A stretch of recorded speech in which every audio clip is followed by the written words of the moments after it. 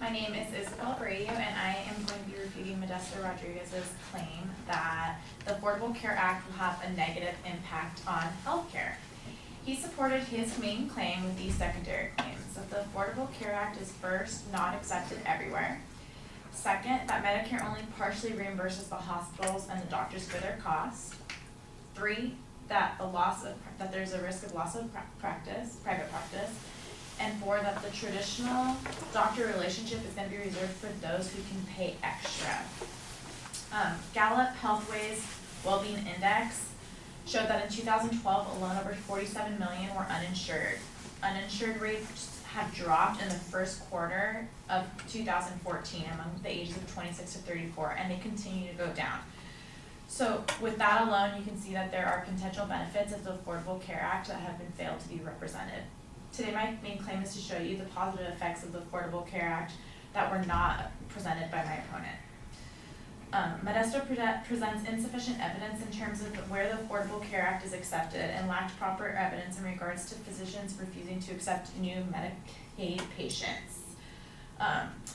The laws under the Affordable Care Act actually have been made to prevent you from being dropped from pre-existing conditions, age restrictions, and previous illnesses. To support this law, the Act requires medical networks to be sufficient, making it difficult for them to turn away any business. In fact, according to WebMD, the Affordable Care Act requires that, or has this stipulation that doctors can actually be rewarded for giving good quality care. They have a program set up where they can get a financial bonus, or they get larger fees from accepting patients from Medicare and Medicaid.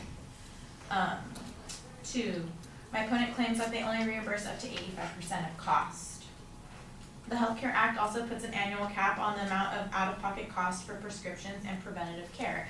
So it actually allows you to be able to have preventative care sometimes at no cost. And this 85% that he claims that they reimburse, well, there's different levels of Medicaid. So I'm not quite sure what plan that percentage is being applied to, because I was not able to go back and revisit the article. I couldn't access it through any databases. Also, the loss of private practice. What was failed to be recognized was all the jobs that the Affordable Act was actually creating. The Affordable Care Act has resulted in some loss of private practice. However, it's also created jobs. A study by the Bay Area Council of Economic Institute concluded that the federal healthcare law would create almost 100,000 jobs across California and boost economic output by $4.4 billion. A doctor that was interviewed through the New York Times stated that this is just a much saner place for me right now, said Dr. Johnson, who left his private practice to work under the Affordable Care Act. Not all doctors have been forced out of their private practices. Some left at their own free will and prefer the conditions that the system has provided for them. His claim that concierge medicine was going to be only available to those who could pay. Well, on a smaller scale to larger one, this has always been in the insurance companies and in healthcare. People have HMOs versus PPOs. So right there, for the past, I don't know how many years, we've already had private insurance set up for those who are willing to pay a higher premium.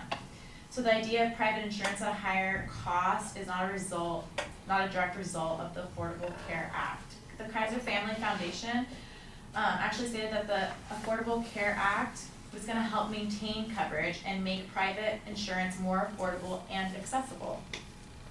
Risk occurs without preventative care. This risk that often occurs leads to chronic illnesses and financial burdens. Sherry Guild, a professor of the public health of Columbia, stated that people who are at risk today are those who have no insurance at all. Therefore, my opponent fails to recognize why the Affordable Care Act is important and has potential benefits. Thank you.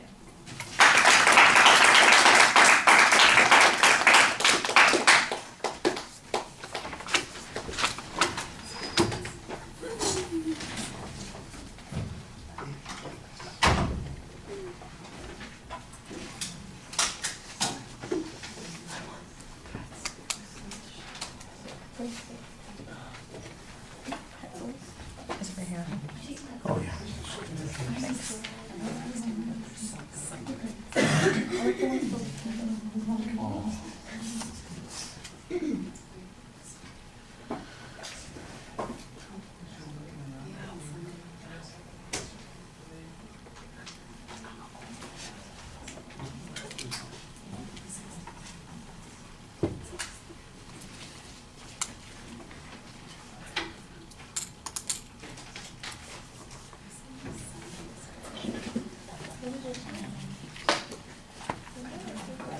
All right, I thought you started off pretty effectively identifying the main and the secondary issues. It does sound like you're going to be making a general argument about the Affordable Care Act instead of responding to the particulars that the advocate is talking about. But there are places in the speech where you do attempt to respond directly to those individual claims. I didn't really get very clear signposts on most of those points, though, and so although I could sometimes pick out here's an argument that is responsive to an issue presented by the advocate, the idea of declarative sentences or any particular application is not as sharp as it could be. The whole argument, for instance, about pre-existing conditions and expanding coverage because of changes in the ages at which people are covered on insurance is a general claim that I don't know addresses anything that the advocate was talking about. The bonus, for instance, that gets mentioned on for providing good quality care, I guess that's under Medicare. I'm not sure that addresses the argument that the advocate presented that said that there are going to be fewer Medicare patients being taken on by doctors, and it's a very generic response at best, and I think it's a almost tangential issue. I don't remember if the advocate had numbers on this particular point, and that would have been maybe a good comparison to make. Your challenge on the cost recovery issue, I think that you've got a legitimate argument. If the advocate's own evidence is not recoverable, you couldn't discover where this 85% statistic comes from and what it refers to, that makes it difficult to make any inferences on that particular point. You kind of explain how costs are supposed to be affected by the Affordable Care Act, but I'm not sure that any of that is as clear as it needs to be. The argument that it's going to create some jobs, I'm not sure that that's relevant to any of the issues that the advocate presented. It's maybe an additional advantage of the Affordable Care Act, but like I said, I'm not sure it's responsive to an argument that the advocate presented.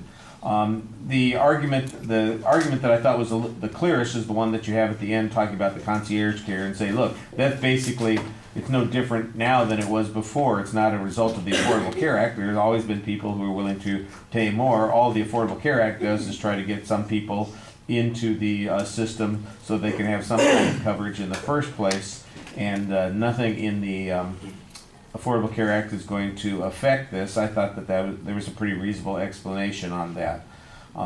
The coverage issue, you got this general argument about how we've increased coverage of people. I think that argument needs to be developed more, and that really in the long run is the argument that it gets used the most to try to respond to these points, that we have more people who are covered now than were covered before, and that's the result of the Affordable Care Act. That's what you need to say, and you've got a little bit of data on that, but I think that was the thing that was kind of mentioned in passing, and that's the key argument, I think, that needed a lot more development. But you found some legitimate points to challenge, raised some reasonable questions. I think it needed to be structured a little bit more clearly. All right, thank you.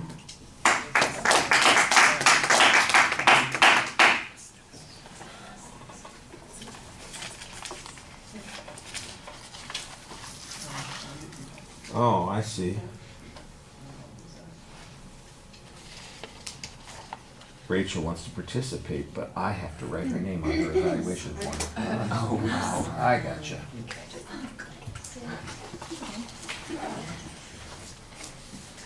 Rachel, you're up.